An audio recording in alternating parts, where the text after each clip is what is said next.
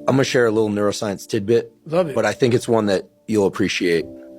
Most people don't know this, but there's a brain structure called the anterior mid-cingulate cortex. As we pointed out before, that's a noun, it's a name, it doesn't mean anything. Right. We could call it the Cookie Monster. Right. But what's interesting about this brain area is there are now a lot of data in humans, not some mouse study, showing that when people do something they don't want to do, like add 3 hours of exercise per day or per week, or when people who are trying to diet and lose weight resist eating something. Right. When people do anything that they, and this is the important part, that they don't want to do. Right. It's not about adding more work, it's about adding more work that you don't want to do. Yes. This brain area gets bigger. Yep. Now, here's what's especially interesting about this brain area to me. And by the way, I'm only learning this recently because it's new data, but there's a lot of it. The anterior mid-cingulate cortex is smaller in obese people. It gets bigger when they diet. It's larger in athletes.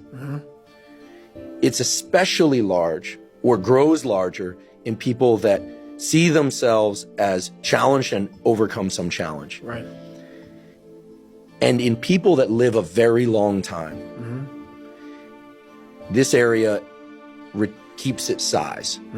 In many ways, scientists are starting to think of the anterior mid-cingulate cortex not just as one of the seats of willpower, Right. but perhaps actually the seat of the will to live. See, now we're talking. And when I learned about the anterior mid-cingulate cortex, I was like almost out of my seat. And I've been in the neuroscience game since I was 20. Now we're the we're same talking. age. And I was so pumped because I've heard of the amygdala, fear, prefrontal cortex, it's planning and action.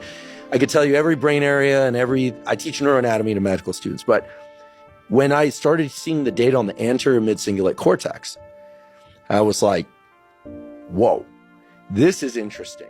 Yep. And all the data point to the fact that we can build this area up. Yep. But that as quickly as we build it up, if we don't continue to invest in things that are hard for us, that we don't want to do, that's the part that feels so Goggin-esque to me, that we don't want to do.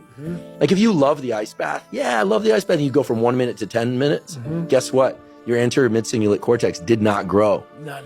But if you hate the cold water, if you're afraid of drowning and you get into water and put your head under, then your anterior mid and survive, then the anterior mid-cingulate cortex gets bigger. But if you don't do it the next day, or if you do it the next day and you enjoy it, because hey, I did it yesterday, woohoo, happy me, Merry Christmas, as you would say. Merry Christmas. Guess what? The anterior mid-cingulate cortex shrinks again. Yep.